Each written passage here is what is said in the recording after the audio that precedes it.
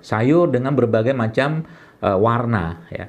Ada mungkin brokolinya, ada mungkin pokcoynya, ada mungkin apa tuh namanya paprikanya ya, seperti itu. Misalkan berbagai macam sayur tadi Anda potong, lalu Anda berikan jeruk nipis ke sayuran tadi, Anda tambahkan madu dalam sayuran tadi, Anda tambahkan kacang almond misalkan, atau Anda tambahkan kurma ya, dan Anda tambahkan sedikit garam-garam mineral, maka toyib tuh. Itu toyib. Tidak banyak pengolahan ya. Jadi konsep toyib itu sebenarnya tidak banyak pengolahan ya. Dan tidak banyak tambahan bahan-bahan yang bisa menyebabkan masalah ke tubuh kita. Jadi kalau kita bahas tadi misalkan nasi goreng tadi ya banyak sebenarnya masalahnya gitu loh. Kalau apalagi itu kita teruskan kepada fast food, lebih banyak lagi urusannya. Sekarang Bapak Ibu, Anda pergi nanti, coba iseng, nggak iseng lah. Pergilah ke supermarket, belilah roti-roti yang banyak di supermarket sekarang. Ya. Lalu Anda lihat ingredientnya. Roti sejatinya isinya cuma apa? Tepung, gula, mentega, garam lah katakan, sama sedikit ragi. 4 bahannya aja kurang lebih. Tapi kalau Anda lihat di situ, ada pengembang kalsium propionat, ada ini, ada. Jadi isi dari satu roti itu sekalian, ya, atau mungkin ingredient itu panjangnya minta ampun. Hampir memenuhi seperempat mungkin dari label di belakang itu. Ya, itu kalau nggak usah dibahas itu toib atau tidak, ya. Udah jelas-jelas itu sangat tidak toib sebenarnya. Bolehkah dimakan? Ya kembali ke masing-masing. Halal nggak dia? Halal. Belinya dari duit yang halal, ya rezeki yang halal, tapi masalahnya adalah tidak toib. Jadi orang yang tiap hari misalkan pagi, siang, malam makan nasi goreng, nasi uduk boleh nggak? Boleh. Tidak masalah nasi uduk. Tapi kalau tiap hari makan nasi uduk, masalah ya. Kenapa? Gulanya, lemaknya, segala macam. Ya, apalagi kita zaman sekarang, kebanyakan dari manusia zaman sekarang ya tidak banyak aktivitas fisik. Jalan kurang, olahraga kurang, puasa kurang, sayur kurang, buah kurang, minum kurang. Ngarepin apa coba kalau mau sehat? Udah yang dimakan juga nggak sehat, berlebihan pula. Itu loh. Anda yang lagi rapat, coba lihat camilannya apa. Kue-kue kan? Kebanyakan kue-kue. Kue-kue dari apa? Tepung lagi. Tepung isinya apa? Atau kadang cake-cake yang segala macam itu. Tepung ada lagi di situ, ada gula lagi, ada mentega lagi, segala macam. Tiap hari tubuh kita terbebani dengan makanan-makanan tadi, ya. Jadi bahasa tohib ini Bapak sekalian, maka saya katakan tadi kan, Ibnu Katsir saja menjelaskan bahwa ayat-ayat ya, banyak ayat-ayat dalam Al-Qur'an itu yang bisa sebenarnya dijadikan panduan atau acuan kita dalam menerapkan ya kesehatan secara paripurna berdasarkan Al-Quran dan Sunnah Nabi Sallallahu Alaihi Wasallam. Dan mudah sebenarnya, murah. Nah, jadi sekarang kalau mulai Anda memahami ini, nah di postingan saya di Instagram juga banyak kok. Itu ibu-ibu sekalian bisa lihat di sana insya Allah. Di situ sudah saya jelaskan semua, dan banyak sekali di YouTube juga banyak, di channel Dr. Zailul Akbar Official ini banyak sekali bahasan-bahasan tentang itu ya. Sehingga nanti kata kuncinya kalau mau sehat itu tadi jelas halal yang pertama, wajib itu hukumnya ya, nggak ada tawar-menawar. Yang kedua toyib, baik ya. Baik itu maksudnya gimana? Ya tadi tidak banyak pengolahan ya, langsung dari sumbernya. Jadi seperti misalkan kalau bisa ya, misalkan Anda punya kebun sayur sendiri, petik dari kebun tadi langsung dimasak, itu yang terbaik. Tapi kalau sudah diolah, dimasak berulang-ulang, sebenarnya udah nggak toyib lagi, ya. Artinya kalau kita sekarang mengambil mengambil konsep itu sebenarnya, kalau 80% katakanlah ya, 80% makanan yang masuk dalam tubuh kita ini makanan yang toyib, sebenarnya tubuh kita bisa berjalan atau bisa bekerja dengan sendirinya.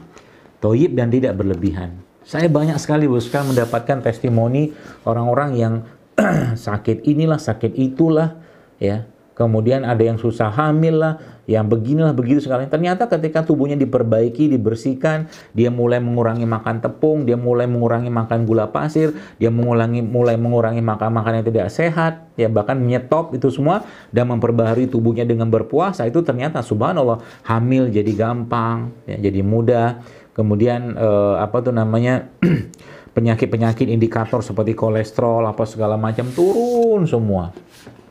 Ya, indikator-indikator tadi. Jadi subhanallah ya, hal-hal seperti ini simple tapi ya sangat bermakna kalau boleh saya katakan, yang itu sebenarnya panduan dari Al-Quran dan petunjuk Nabi kita Shallallahu Alaihi Wasallam. Ya. Nah, jadi misalkan kita bahas tentang, misalkan saya kasih contoh aja ya, misalkan jeruk ya. Jeruk, kalau Anda mau minum jeruk ya bukan minum jus jeruk ya, dalam kemasan yang sudah fabrikasi. Ya mungkin oke lah sekali-sekali, tapi saya pribadi memang jarang sekali minum-minum begituan. Kalau saya mau minum jeruk, seperti tadi sebelum ke sini saya di rumah punya stok buah banyak banget, jadi kadang-kadang satu kotak gitu buah jeruk gitu kan. Itu kalau saya mau minum jeruk ya saya buka, saya peres, ya udah saya minum gitu kan, bukan jeruk-jeruk dalam kemasan, apalagi sirup-sirupan gitu kan, yang isinya sebagian besar air dan gula. Ya, kalau sudah kayak begitu, udah bukan nggak toyib lagi, tapi cenderung bisa merusak tubuh kita. Membahas tentang gula saja, Bapak sekalian, ada lebih dari 90 penyakit yang bisa disebabkan atau dipicu oleh berlebihannya gula dalam tubuh kita. Perempuan-perempuan kayak zaman sekarang, mensnya berlebihan atau bermasalah. Ternyata efek dari apa? Salah satunya karena terlalu tingginya konsumsi produk berbasiskan tepung-tepungan. Itu udah jadi rahasia umum banget yang saya dapatkan di mana-mana gitu loh. Jadi kalau kita, dan itu masalahnya bukan cuma masalah sekarang. Masalah sekarang, kalau Bapak Ibu sekalian punya anak gadis ya, atau punya anak lanang lah, anak cowok gitu ya. Dan anak gadis atau anak lanang tadi, hari-harinya sebagian besar isi makanannya adalah makanan tidak baik, makanan tidak sehat, dan makanan yang cenderung harmful atau berbahaya untuk tubuhnya. Maka Anda sedang mempersiapkan gen yang bermasalah dalam tubuhnya. Waliyahzubillah. Karena makanan yang kita makan akan menjadi bagian dari gen. Ya, yang sekarang dikenal sebagai epigenetik, ilmu tentang bagaimana genetika itu diturunkan juga dari apa yang dimakan konsumsi oleh seseorang, atau nutri epigenomik, seperti itulah. Jadi hati-hati Bu sekalian, sehingga tugas kita sebagai orang tua mungkin ya dalam hal ini ya memberikan contoh kepada anak-anak, ya menyiapkan sarana prasarana untuk itu gitu kan. Ya. Contoh mungkin adab-adab dalam hal makanan mulai diajarkan kepada anak-anak. Lihat anak-anak makan berdiri larang. La ta'kulu qa'iman kata Rasulullah. Jangan makan sambil berdiri. Jangan makan pakai tangan kiri. Hal-hal sederhana. Karena itu mengurangi atau menghilangkan keberkahan dari makanan. Ya. Di mungkin lemari makan Anda atau lemari es Anda, ya mungkin lebih diperbanyak lagi makanan-makanan sehat ya. Buah-buahan, sayur-sayuran gitu kan. Atau lemari makan ya sudah mulai dikurangi, di stop itu makanan-makanan yang tidak baik. Jadi kenapa? Kasihan Bu Pak anak-anak itu.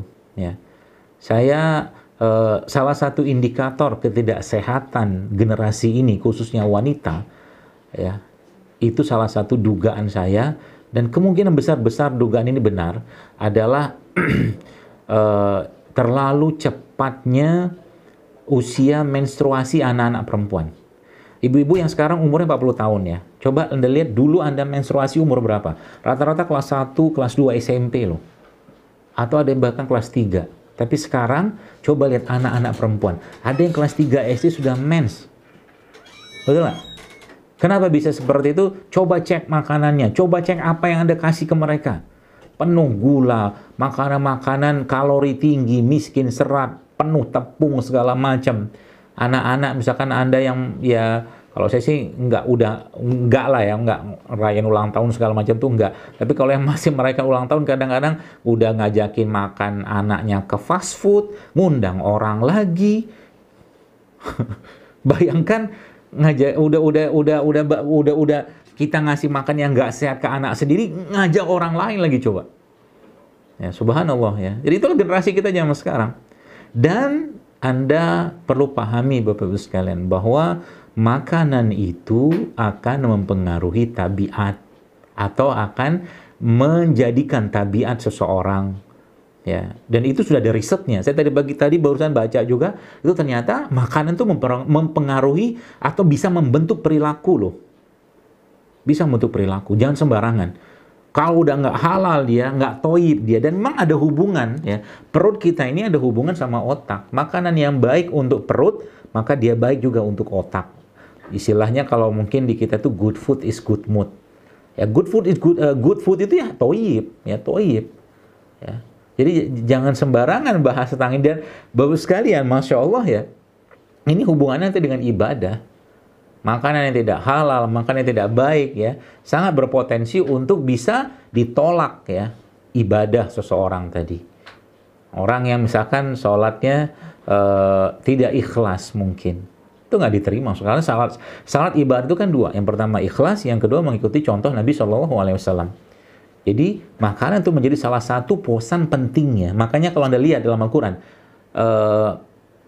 wa kulu washrabu wala tusrifu wala tattabi'u khutuwati syaitan, kata Allah, innahu lakum aduwwun. Makan minum silakan, jangan berlebihan, dan ingatlah ya, ada musuhmu yaitu syaitan yang nyata buatmu. Jadi setelah urusan makan minum itu Allah sambungkan ayat tadi dengan kalimat syaitan. Coba, makanya ulama menyebutkan dalam piring kita itu ada syaitannya.